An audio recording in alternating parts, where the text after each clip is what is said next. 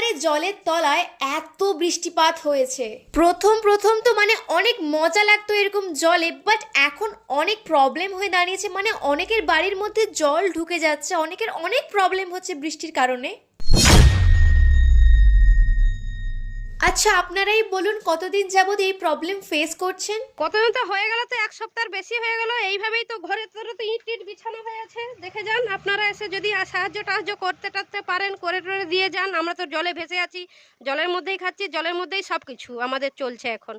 জানি না এ জল কবে কমবে বা কবে ধরন হবে বা কি করবো। বারে বেরোতেও পারছি না, যেতেও পারছি না কোথাও। একইভাবে ঘরে ডাল সিদ্ধ ভাতেই খেয়ে যাচ্ছি। আর কি করব, গ্যাসও তুলতে পারছি না, এমন অবস্থা। আপনারা যদি সাহায্য টাহায্য করে দিয়ে যাবেন। আর আপনাদের কাছে একটাই অনুরোধ, আর কি করব বলুন, আর বলার মতন কিছু নেই। তো এই কঠিন পরিস্থিতিতে জলমগ্ন রাস্তা এবং বিদ্যুতের তার এড়িয়ে চলুন, নিরাপদ থাকুন এবং অন্যদের নিরাপদ রাখুন। তো এই হলো দুর্গাচকের বর্তমান অবস্থা। আমি চাইবো ভিডিওটি যেন প্রশাসনের কাছে পৌঁছে যায় এবং ওনারা সাহায্যের হাত বাড়িয়ে দিক। ধন্যবাদ।